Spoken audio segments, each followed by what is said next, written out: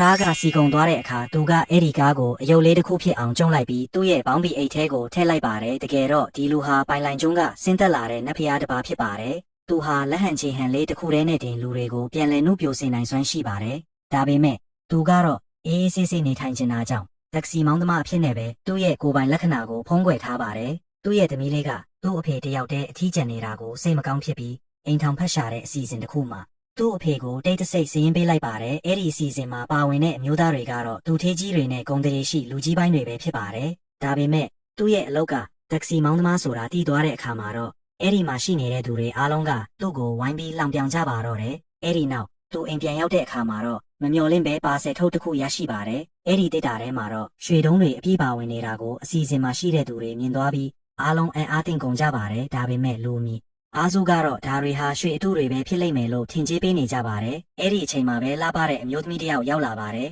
အဲ့ဒီအမျိုးသမီးဟာအစီအစဉ်မှာပါဝင်နေတဲ့သူထေးလေးတစ်ယောက်ရဲ့အမဖြစ်နေတာကိုတီးလိုက်ရတဲ့အခါအားလုံးမင်တက်သွားကြပါတယ်အဲ့ဒီအမျိုးသမီးကနတ်ဖျားရှိမှသူမရဲ့အပေါ်ဝတ်အင်ဂျီကိုချွတ်လိုက်ပြီးနတ်ဖျားကသူမရဲ့ကြောပြင်ကိုလက်နဲ့ပုတ်တက်ပေးလိုက်ရုံနဲ့တင်သူမရဲ့ဝေဒနာတွေပျောက်ကင်းသွားပါတယ်တကယ်တော့ဒီရွှေတွေဟာသူမကိုကိုးတာပေးတဲ့အတွက်ကျေးဇူးတင်တဲ့အနေနဲ့ပေးပို့ခဲ့တာဖြစ်ပါ